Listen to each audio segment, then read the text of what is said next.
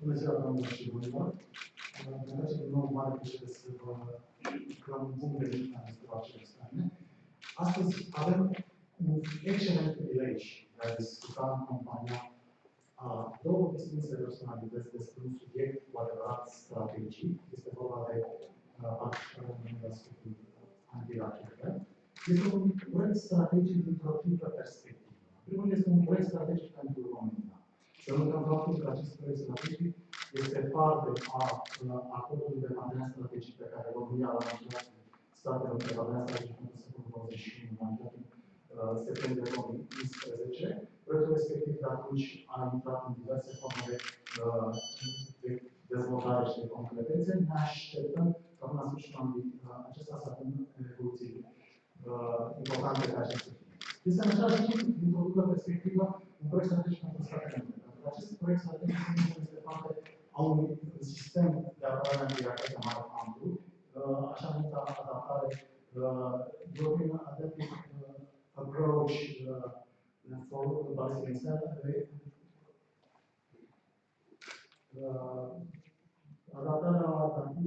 abordarea europeană de atacă. Îmi cer scuze pentru aceste acronime.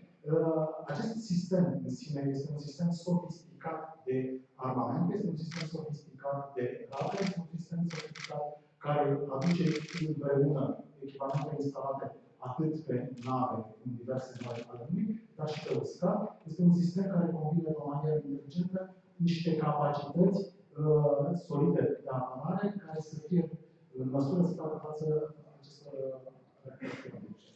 În același timp, dintr-o triplă perspectivă, este un proiect strategic național. Pentru că ceea ce vom face noi, împreună cu partea americană la DRS-ul, urmează să fie integrat în sistemul NATO de apărare împotriva rachetelor, iar la summitul NATO de anul viitor de la Varsovia, ne așteptăm ca liderii, șefii de stat și de guvern ai Alianței Nord-Atlantice să declare capacitatea inițială operațională a sistemului NATO integrat. Acestea fiind spuse, vă pot spune că acest proiect a fost rezultatul unor negocieri intense, care au avut principal protagoniști pe distinși noștri vorbitori de astăzi. Au existat 7 runde de negocieri, care s-au finalizat cu succes, așa cum am spus, în septembrie 2011.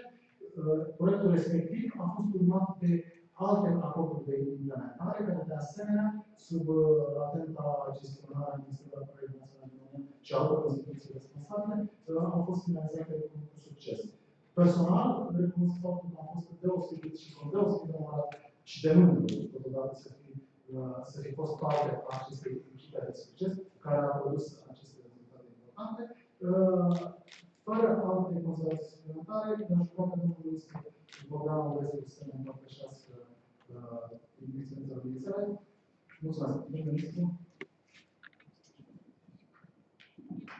Mulțumesc foarte mult, Daniel, pentru introducere. Este o plăcere să urez bun venit la a șasea ediție a Dialogurilor la Ministerul Afacerilor Externe, o ediție specială, pentru că am plăcerea să îl am alături pe domnul Frank Rose, asistentul secretarului de stat al SUA pentru controlul armamentelor, verificare și conformitate. Good afternoon, Frank, and warm welcome to Romania once again. Thank you for accepting debate together on such an important topic. Prezența la București a lui Frank astăzi reconfirmă, aș putea spune, fără niciun fel de dubiu, un nivel excelent al relații bilaterale de parteneriat strategic cu Statele Unite și, în același timp, reconfirmă obiectivul operaționalizării facilității de la DRS până la finalul acestui an. Ne bucurăm că Frank vine în mod constant în România, ceea ce ne permite să discutăm îndeaproape despre foarte multe subiecte, dar mai ales despre proiectul antirachetă, despre progresul său, despre modul în care acest proiect, ca și altele pe care le implementăm împreună cu Statele Unite, contribuie la securitatea internațională. Vreau să spun încă de la început că a fost negociator șef pentru România al acordului antirachetă, cât de mult am apreciat atmosfera discuțiilor din cadrul celor 7 runde de negocieri și mai ales contribuția personală a lui Frank la finalizarea acestui proiect. Frank fiind un negociator foarte bun, în același timp și flexibil, și constructiv. Și rezultatul pe care l-am obținut dovedește acest lucru. După cum am menționat, este o ediție specială a dialogurilor, pentru că subiectul apărării împotriva rachetelor balistice capătă din ce în ce mai multă atenție, pe fondul proliferării amenințărilor pe această dimensiune, dar și pe fondul creșterii interesului unor actori statali și nestatali de a dobândi această tehnologie. Ceea ce generează, în mod evident, riscuri la adresa securității și stabilității internaționale. Este așadar în interesul alianței transatlantice să-și consolideze apărarea colectivă prin adăugarea acestei capabilități de apărare împotriva rachetelor balistice. Este un proiect care, după cum știți, se bazează în mod esențial pe abordarea adaptivă în etape a Statelor Unite în Europa, European Phased Adaptive Approach, sau EPAA, denumim mai în mod obișnuit, care reprezintă principala contribuție la sistemul NATO antirachetă. După cum știți, România participă în cadrul EPAA prin baza militară de Răsăru, care devine operațională la sfârșitul anului și care anul viitor urmează a fi integrată în sistemul NATO antirachetă. Operaționalizarea abordării adaptive în etape se efectuează, așa cum îi spune numele, în etapă. Prima etapă a fost încheiată în 2012 prin desfășurarea unui nav de tip Aegis în estul Mării Mediterane și prin operaționalizarea radarului de la Corecit din Turcia. Pe baza acestor elemente și altor contribuții voluntare naționale din partea altor aliați, de la radare până la sisteme antirachetă, summitul de la Chicago în 2012 a declarat capabilitatea operațională interimară a sistemului NATO. Cea de-a doua etapă, la care participăm prin baza de la Răsăru, presupune, în afară de operaționalizarea până la sfârșitul anului a acestui site, și dislocarea a 4 nave tip Aegis în Spania la portul Rotterdam. Integrate în NATO, elementele acestei etape, la care se adaugă și altele, precum și contribuțiile voluntare ale aviaților, permit atingerea unui nivel de acoperire și de protecție extins față de momentul declarării incapabilității interimare la Chicago. Etapa a treia, așa cum este iarăși cunoscut, presupune operaționalizarea facilității antirachetă Aegis Ashore din Polonia. Doamnelor și domnilor, acum 2 zile am avut ocazia să particip împreună cu Frank, de altfel, la conferința multinațională pentru apărarea împotriva rachetelor balistice de la Sevilla din Spania, ocazie cu care am prezentat contribuția și perspectiva României la domeniul apărării antirachetă. Această conferință este un forum foarte interesant și de prestigiu, care permite atât participarea oficialilor guvernamentali, cât și a reprezentanților industriei de profil, forum pe care, de altfel, și România l-a prezentat anul trecut, în 2014. Din perspectiva țării noastre, participarea la apărarea antirachetă reprezintă un proiect de nivel strategic. În materializarea declarației comune privind parteneriatul strategic pentru secolul 21 dintre România și Statele Unite, pe care de asemenea am avut onoarea să negociez. Această participare reprezintă un nivel superior al relației bilaterale cu Statele Unite pe dimensiunea politico-militară și de securitate și, în același timp, consolidează poziția României în cadrul alianței nord-atlantice. Astfel, România sprijină dezvoltarea unui sistem NATO de apărare antirachetă care se bazează pe elementele principale pe care cele 4 summit-uri aliate care s-au desfășurat în ultimul timp, respectiv solidaritatea în cadrul NATO, indivisibilitatea securității aliate și acoperirea integrală a teritoriului aliat le-au decis. Pentru România, operaționalizarea sistemului antirachetă aduce doar avantaje. Adică întărirea securității naționale, atât direct prin protecția pe care o asigură teritoriul național, cât și indirect, sistemul având un important rol de descurajare. Rolul de descurajare va contribui la diminuarea riscurilor de atac împotriva României și pe viitor împotriva teritoriilor aliate. Reamintesc că, în virtutea calității de membru NATO și a obligațiilor pe care le implică articolul 5 din Tratatul de la Washington, România împărtășește responsabilități egale cu aliații săi în ceea ce privește securitatea euroatlantică. Implementarea în România a acestei abordări adaptive în etape se face, așa cum am menționat deja, pe baza acordului privind amplasarea în România a sistemului SUA de apărare împotriva rachetelor balistice, Am avut onoarea să negociez acest acord pe parcursul celor 7 runde. Documentul fiind semnat la Washington pe 13 septembrie 2011, în aceeași zi cu adoptarea declarației comune privind parteneriatul strategic, ceea ce nu este deloc întâmplător. Doresc să subliniez încă o dată rolul important pe care Frank Rose l-a avut pe tot parcursul negocierilor și vreau să-i mulțumesc încă o dată pentru că au fost negocieri complexe, dar rezultatul este benefic ambelor țări, dar și securității euroatlantice.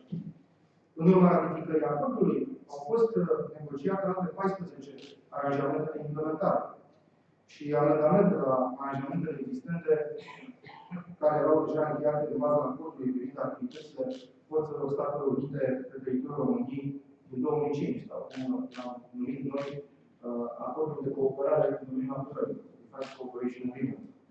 Ca expresie a angajamentului nostru comun pentru a operaționaliza cât mai rapid acest proiect, negocierea și semnarea acestor 14 aranjamente de implementare s-a terminat în iulie 2014. În paralel, au început lucrările de construcție la facilitatea de la Bătăsăru și s-au derulat în ritm intens. Prin urmare, la sfârșitul acestui an, facilitatea devine operațională, încununând cu succes un proiect strategic român-american și finalizând și cea de-a doua etapă a abordării adaptive în etapă. Am mai spus acest lucru și vreau să repet și acum. Pentru negociator, este un privilegiu să vadă că un proiect început de la zero devine realitate tangibilă. Este un succes, pot spune, al informației române, alături de celelalte instituții din Sistemul Național de Apărare, mai ales Ministerul Apărării Naționale, care a implementat și continuă să implementeze acest proiect. Un proiect care, încă o dată, subliniez, întărește securitatea națională a României. Aș dori să mă refer foarte pe scurt și la necesitatea și actualitatea sistemului de apărare împotriva rachetelor balistice. Încep prin a spune că România a apreciat în mod deosebit încheierea dosarului nuclear iranian prin acordul planul comun cuprinzător de acțiune.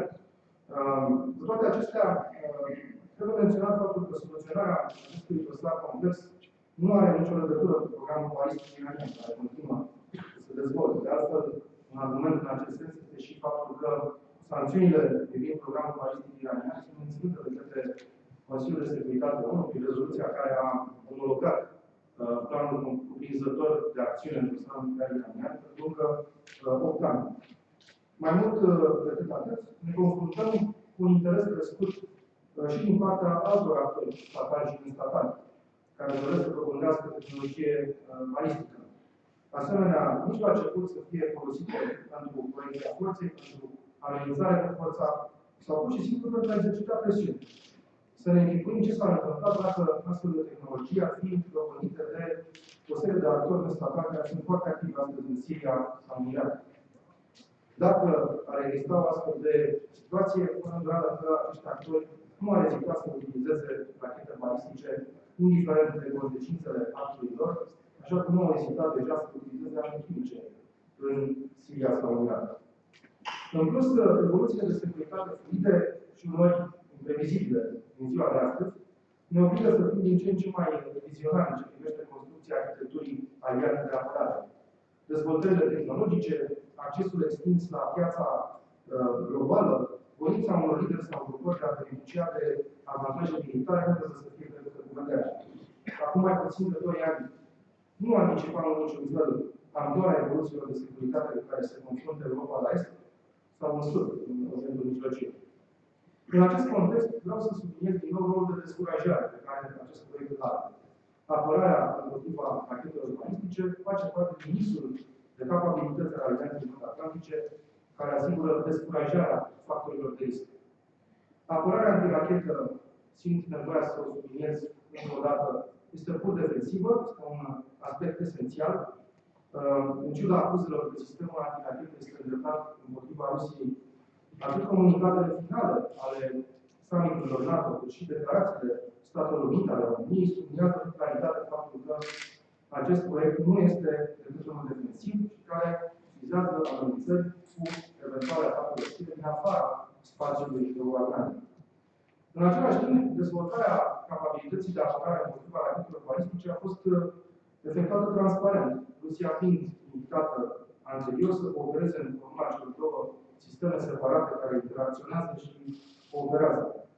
Însă, în mod regretabil, Rusia a ales să stopeze cooperarea cu NATO încă din octombrie 2013, anterior crizei din Crimea și deciziei NATO de a suspenda relațiile cu Rusia ca urmare a anexării ilegale a peninsulei și a acțiunilor de sprijinul separatiștilor din estul Ucrainei. Există și argumente de ordin legal și tehnic în susținerea caracterului pur defensiv al capabilității NATO de apărare împotriva rachetelor balistice. Acordul pe care l-am negociat din 2011 prevede foarte clar, în câteva rânduri de textul său, că utilizarea sistemului se va efectua doar în conformitate cu prevederile Cartei ONU în scop de legitimă apărare. În același timp, mai există o prevedere la care eu am ținut mult să fie inclusă în timpul negocierilor, și anume aceea că interceptorii ambasați în România sunt non-nucleari și că tipul acestora nu poate fi modificat. Mai mult decât atât, din punct de vedere tehnic, interceptorii distrug racheta ostilă prin forța contactului cinetic, prin forța impactului, neavând încărcătură explozivă. Iarăși, viteza acestora nu permite interceptarea rachetelor intercontinentale sofisticate pe care le are Rusia. În esență, cred că este important să comunicăm transparent că obiectivul apărării antirachetă este securitatea și stabilitatea alianței, că apărarea antirachetă nu înseamnă confruntare, că dorim să ne protejăm populațiile, forțele și teritoriile, și acesta este un obiectiv legitim, și că respectăm Carta ONU și dreptul internațional atunci când facem acest lucru. Vom continua să avem deschidere pentru cooperarea cu statele terțe în deplină transparență. Vom promova creșterea încrederii și securității pe baza unei abordări nu doar pragmatice, cât și principiale, adică respectul pentru dreptul internațional, care este esențial. Câteva cuvinte despre planurile până la summitul aliat din iulie 2016. Odată operaționalizată, facilitatea de adresări devine ultima piesă și cea mai importantă care permite sistemului NATO să atingă capacitatea operațională inițială. Vom susține alături de ceilalți aliații noștri acest aspect în perspectiva deciziilor care vor fi discutate la Varsovia. De asemenea, vom accentua că realizările din acest an de dimensiunea apărării împotriva rachetelor balistice reconfirmă legătura transatlantică indestructibilă. Mă opresc aici, vă mulțumesc pentru atenție.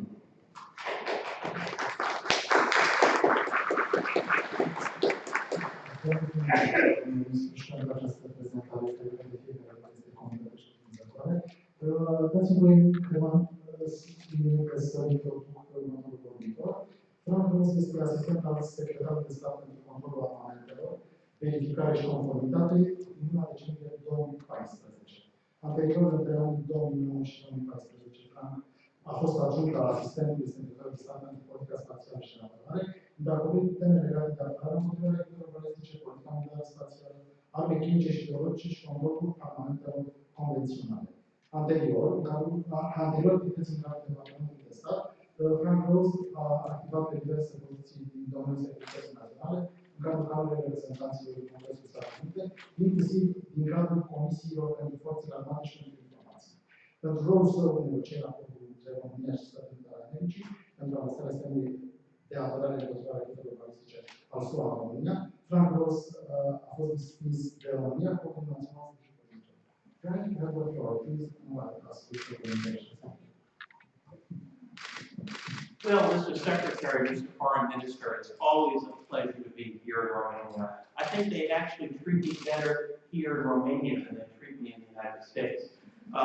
It's funny, the State Secretary mentioned that I've been awarded by your former President, President Esescu, an award, Knight. And my mother said to me when I was sworn in as Assistant Secretary of State several months ago by Secretary Kerry, she said, Frank, you were a knight before you were the honorable. So I will always be a knight. I may be working in Starbucks as a barista after this administration is over, but I will be the Sir Frank, the barista. So again, it is always a pleasure to be here at home. This is kind of my second home, with good friends like Bogdan Parescu and Daniel Yanitsa. Let me start by saying a few words about your absolutely terrific foreign minister. There was nothing that made me more pleased other than concluding the agreements in 2011 than to see Bogdan Rescu named Foreign Minister last year. Congratulations, Bogdan. It is an honor well deserved. I will tell you, he was a very difficult negotiator throughout the negotiations, but at the end of the day, we were able to work together, and I think get a deal that met the requirements of both sides. And I think the fact that we are moving towards final completion of the Aegis Ashore site here in Romania at the end of this year as proof that we negotiated a very good agreement. So what I thought I would do is just take a few minutes and walk you through a couple of key strategic issues. I thought I'd start out saying a few things about where we are on progress of the European phase adaptive approach to missile defense. Two, talk about the impact the Iran nuclear deal will have on the EPAA. Three, talk about one of my favorite subjects, missile defense in Russia, and I promise it won't be boring.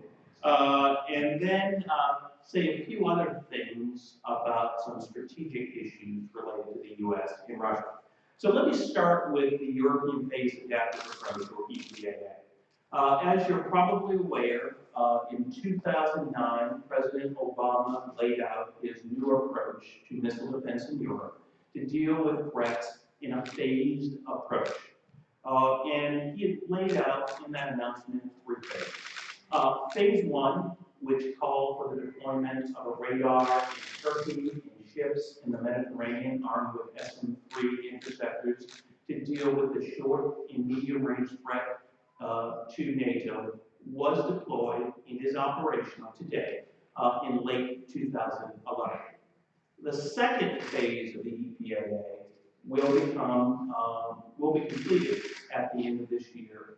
I am happy to say that funding for the EPAA has been authorized and appropriated by our Congress, and we will complete construction at the end of this year, and that is a big accomplishment. Several years ago, many people said we would never meet the timelines outlined by the President in 2009.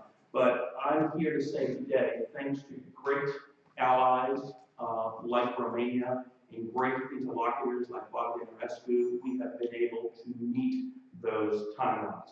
Additionally, phase 3 of the EPAA will begin next year with the beginning of construction of a second Aegis Ashore site in Poland. Congress has authorized and appropriated a good chunk of money for that.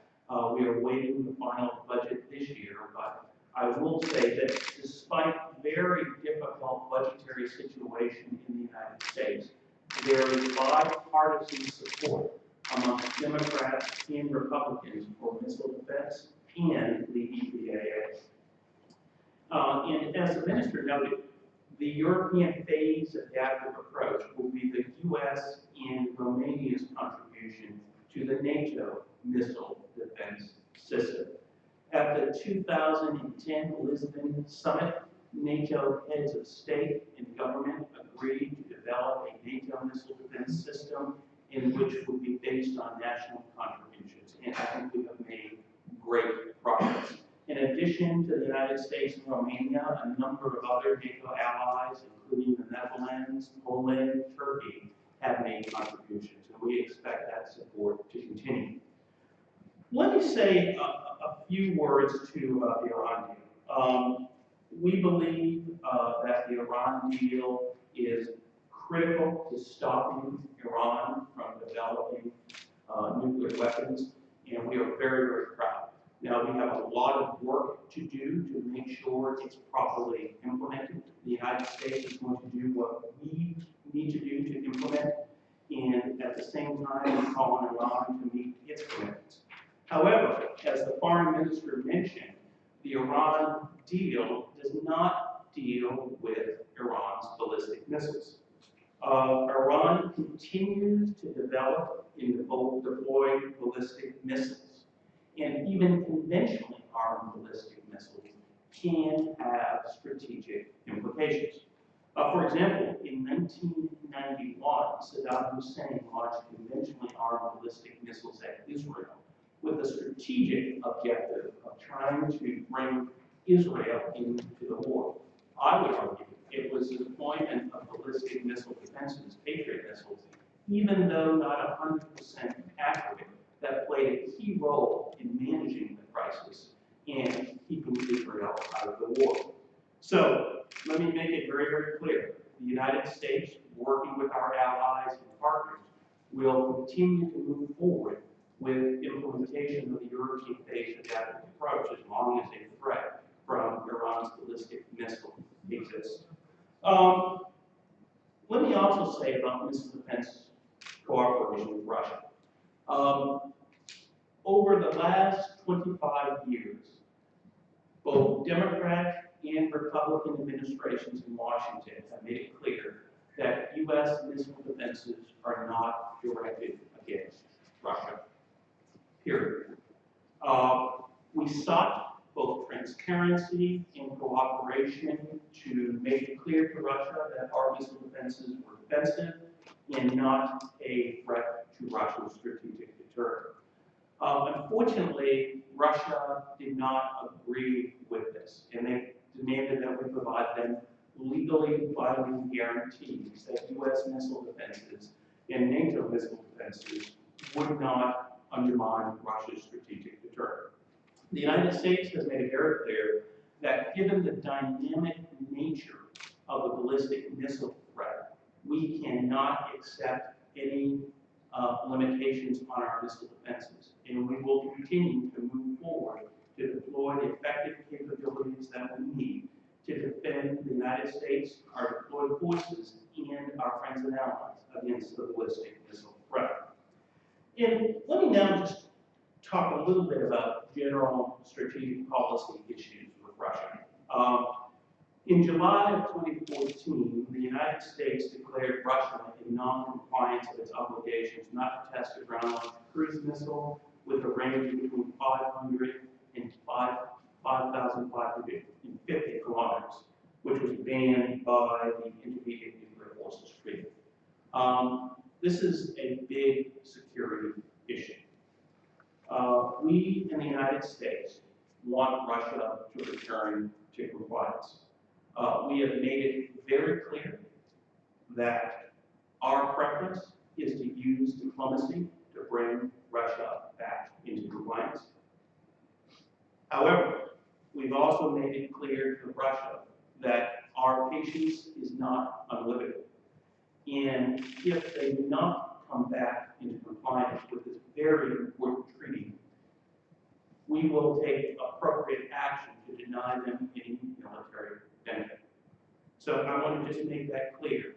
Our objective is to use diplomacy to bring them back into compliance, but if they do not come back into compliance, we will take appropriate actions to ensure that they do not receive any military benefit from their violation. But believe it or not, I do have one positive thing to say about Russia today.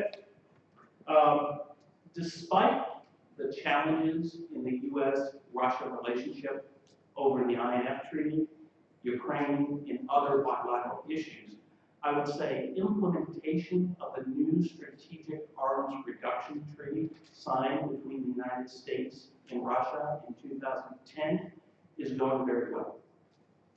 On-site inspections in both the United States and Russia continue. We continue to exchange notifications on the movement of strategic forces and the launch of ballistic missiles. And furthermore, our bilateral consultative commission, which was established under the treaty to implement the treaty, continues to meet and work through very, very difficult issues. So, despite all the challenges in the relationship, implementation of the New START Treaty is going well. So let me just summarize before I conclude by making the following points. Implementation of the European phased adaptive approach is going well, and we will complete construction of the phase 2 Aegis Ashore site here in Romania by the end of the year. Number 2, despite the fact that we have, I would say, work a solution to the Iranian nuclear issue, though only the implementation, we will only know in the future whether they meet their obligations. We hope they will. It does not obviate the need for ballistic missile defense in the European phase adaptive approach. Third, our missile defenses are not directed against Russia. They are defensive, designed to deal with the threat from outside the Euro-Atlantic areas. Fourth, the United States has serious concerns about Russia's violation of the INF Treaty, and we seek to use diplomacy to bring the Russians back into compliance with their treaty obligations, though our patience is not unlimited.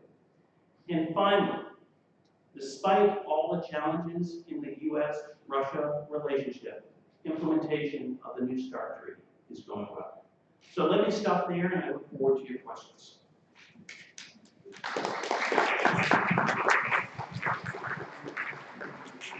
We do thank you, Knight Ambrose, for your comprehensive informative messages.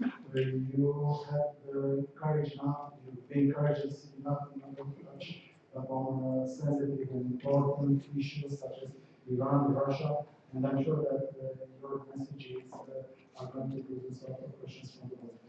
Deci, deschidem sesiunea de întrebări și răspunsuri. Sunt două microfoane în capătul sălii. Vă adresăm rugămintea de a apropia microfoane, a vă identifica și a adresa întrebările pe care le doriți. Vă reamintim însă faptul că astăzi discutăm despre sistemul de apărare antirachet. Mulțumesc. Cine se primă? Bună ziua, Rământăm Becăs cu realitatea de vreme.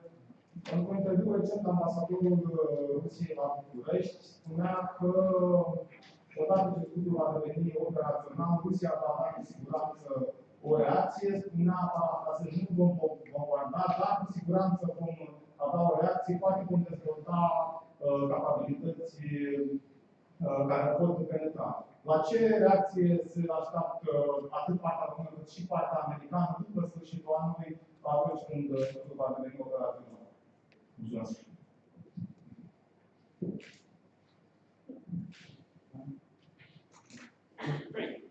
Well, one of the things I've learned in my career dealing with the Russians is don't make predictions about what the Russians are going to say. So, but the bottom line is this. We have made clear in numerous public statements that our missile defense capabilities are not directed against Russia. This is in our 2010 Ballistic Missile Defense Review. It's in the 2010 U.S. Nuclear Posture Review. It is in numerous NATO statements and declarations. That's number one. Number two, our missile defenses do not have the technical capability to undermine Russia's strategic deterrent. Number three, Russia has large numbers of missiles. We are deploying a very limited number of interceptors designed to deal with limited threats from countries like North Korea and Iran. So again, we will continue to make that clear. Russia will do what Russia will do. However, our view is this. These are defensive capabilities designed to deal with regional threats from countries like Iran and North Korea.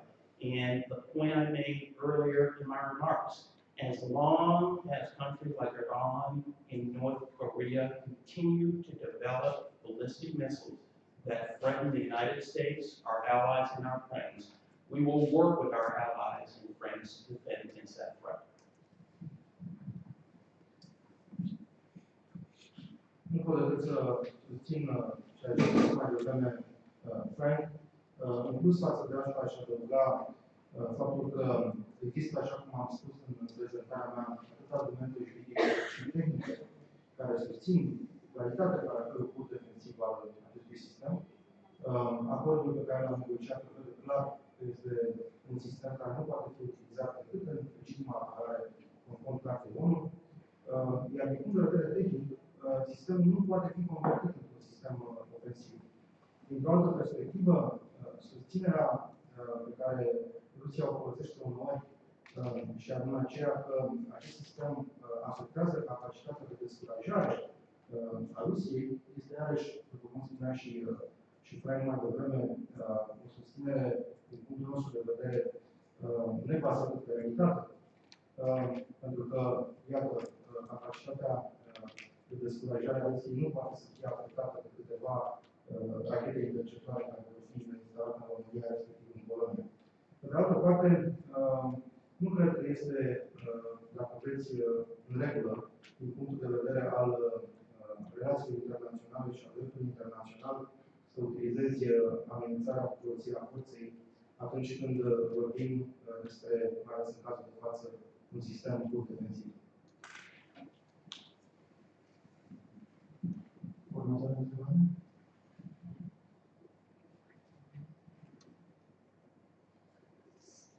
Să înțelegem că lucrurile au fost atât de clare încât... I do have a question. Dialoguri Romaniei. Can you please, Mr. Frankos, elaborate on the appropriate measures, these are the words you use, that US would take if Russia does not comply with the INF? Thank you. No, that's a good question.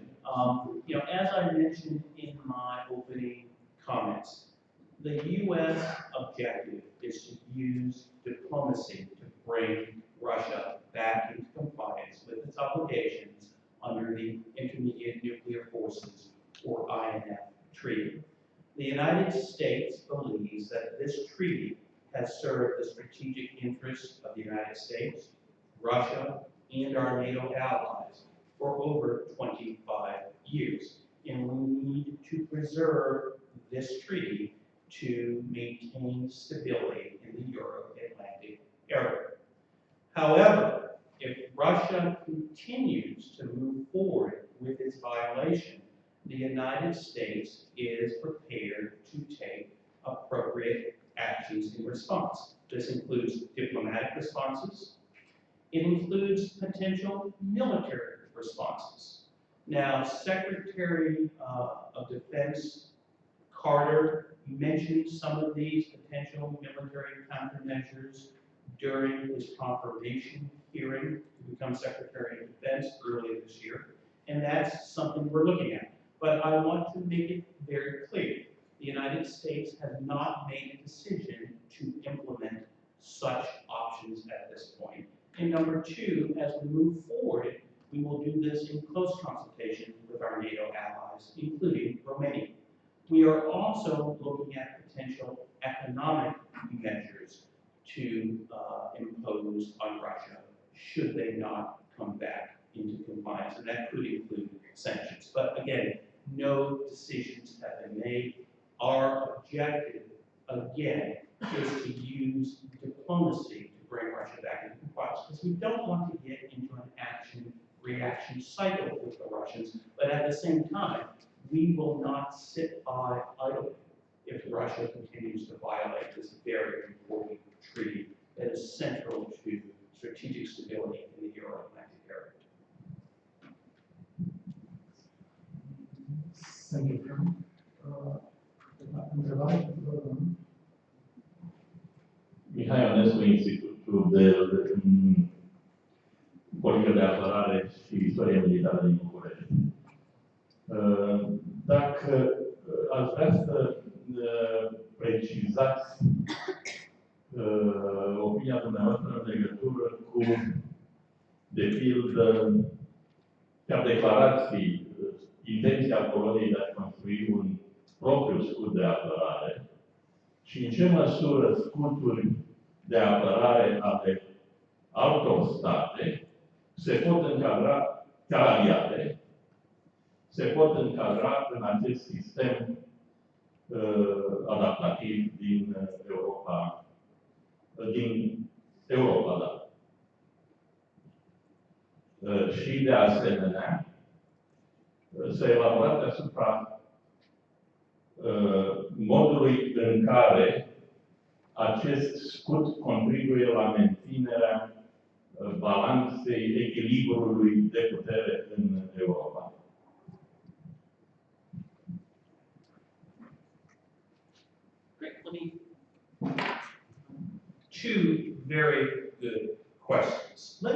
start with Poland. As many of you are probably aware, Poland has made a decision to modernize its air and missile defense capabilities, and I believe they made the excellent decision to buy the American Patriot system, the best missile defense system in the world. The United States strongly supports this decision by Poland. Poland is stepping up to their responsibilities as a NATO member in providing capabilities for the NATO missile defense system. It's important to note that the NATO missile defense system is not just about protecting territory and population centers, but it's also providing capabilities to protect our forces if they need to be deployed out of area. So again, the United States strongly supports Poland's decision to develop these capabilities, and we're very happy that they decided to buy Patriot to implement that decision. With regards to the role that missile defense plays in European stability, what I would say is there are reasons why countries like Iran, North Korea, and others are developing ballistic missile capabilities. These are tools of coercion and intimidation. By ensuring that the United States and its allies have effective missile defense capabilities, this makes it much more difficult for countries like Iran and North Korea to coerce or intimidate the United States and its allies. So it's really, I would say, a key strategic capability needed to deal with these emerging security challenges of the 21st century, ballistic missile proliferation being probably one of the most prevalent. And in addition to the work we're doing with our allies in Europe, we are also working very closely with our allies in the Middle East, Israel, the Gulf Cooperation Council, as well as our allies in the Asia-Pacific region, Japan, the Republic of Korea, Australia, to deal with these emerging security challenges. And we have excellent cooperation with all of those allies. Mulțumim. Întrebare de licitație. Aș vrea să vă întreb, pentru că a spus că România și Statele Unite au o contribuție la sistemul NATO antirachetă, dacă sunt discuții și cu alte state aliate de a intra în acest proiect pe viitor, dacă ați avut discuții la NATO sau în alte împrejurări.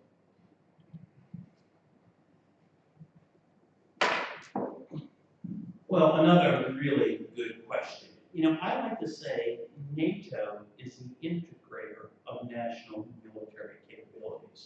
NATO itself doesn't own many actual military capabilities. The one exception is the NATO AWACS, which NATO owns and operates. What NATO does, and I think does a very good job, is integrate the individual capabilities that nations provide to the alliance, so they work together. And that's basically what NATO is doing with regards to missile defense. For the NATO territorial missile defense system, NATO is buying the command and control backbone based on the NATO air command and control system, NATO ACS. And what that is that system allows individual nations to plug in capabilities, interceptors and sensors, and work together for a comprehensive defense. Now, right now, the backbone of those national contributions is the American European phase adaptive approach. Those are the Aegis Ashore sites in Poland, in Romania, the radar in Turkey, and the Aegis ships. But other NATO allies are stepping up to the challenge. For example, your colleague mentioned Poland. Poland is in the process of procuring Patriot, which can make a contribution to NATO missile defense. You have the Netherlands, which is upgrading a number of the radars on its air defense destroyers, which will make a contribution. And there are a number of other NATO allies who are thinking through how they can contribute. So the system is designed to evolve as a threat evolves, but also as capabilities evolve. It's not as fast as we in the United States would like, but what I would say is it is a good approach. It is an open architecture, and that architecture is designed to evolve as the threat evolves and as capabilities become available.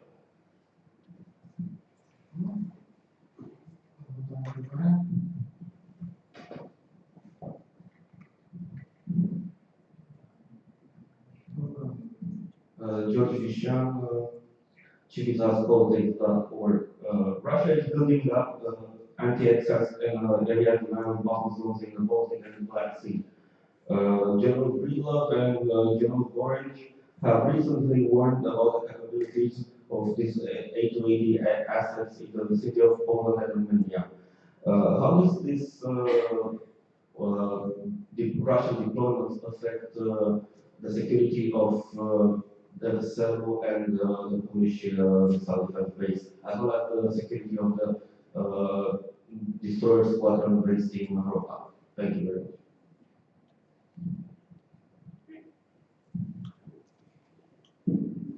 Well, thanks very much for that question. What I would say is this.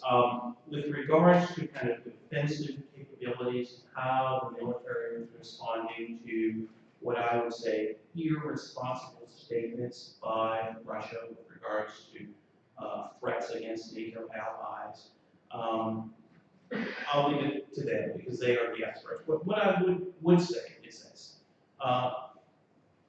With regards to Devasulu, in the defense of Devasulu, the United States will work with Romania, with our NATO allies, to ensure that the site is protected by potential threats. The U.S. commitment to the security of our NATO allies is ironclad.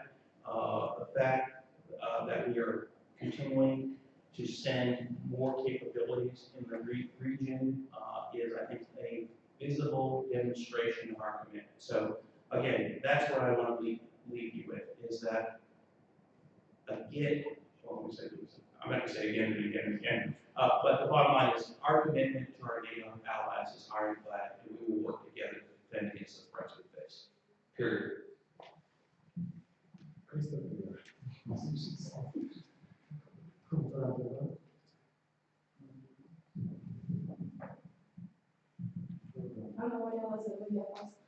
Domnul ați menționat că scopul de la Bruxelles ar putea fi folosit și cazul unor actori nestatali. Există informații că unul din actorii nestatali ar deține rachete balistice? Atunci când am început proiectul scutului antirachetă în 2010 și când am dezvoltat în interiorul NATO conceptul despre sistemul NATO antirachetă, aceste decizii au fost bazate pe o serie întreagă de studii și de analize de specialitate, inclusiv pe informații specifice. Există un număr întreg de entități statale și nestatale, dacă rămânem o înșală peste 30 de astfel de cazuri, în care s-a identificat preocuparea pentru a obține sau pentru a dezvolta tehnologie balistică. Astfel de grupuri, unele dintre ele nestatale, se găsesc inclusiv în Orientul Mijlociu.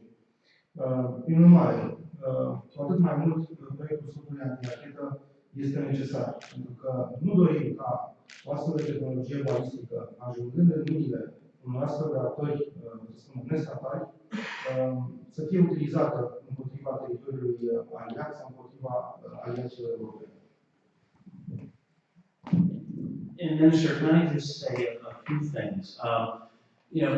This is something that we're concerned about, the potential, especially for short-range missiles to fall into the hands of non-state actors. And we've seen a number of instances of this happening in recent history. For example, about 3 or 4 months ago, we had the Houthis in Yemen launch a ballistic missile against Saudi Arabia.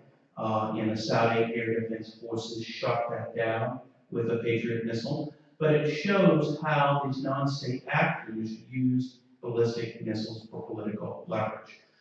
Additionally, about 9 years ago, you saw Hezbollah use short-range rockets, artilleries, and missiles against Israel.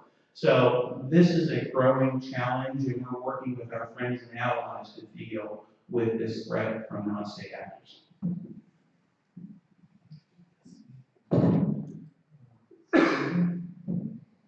Mai sunt întrebări? Rugăm, doamna Gabriela. Thank you. Two questions, actually. Do you have any information that such missiles might be in the process of falling or already falling into the hands of ISIS? This is the first question. And the second, Mr. Rose, I was wondering, in your mandate, do you deal with all types of armament, including chemical weapons, for instance? Because there is information, credible and independently verified information, that ISIS did use chemical weapons, sarin gas especially. Thank you. Thanks very much for those questions. I don't have any information to state whether ISIS has ballistic missiles or not. I don't think we know at this point. With regards to chemical weapons, the U.S. delegation to the Organization for the Prohibition of Chemical Weapons works for me as Assistant Secretary. However, I can't really discuss intelligence matters in this open forum.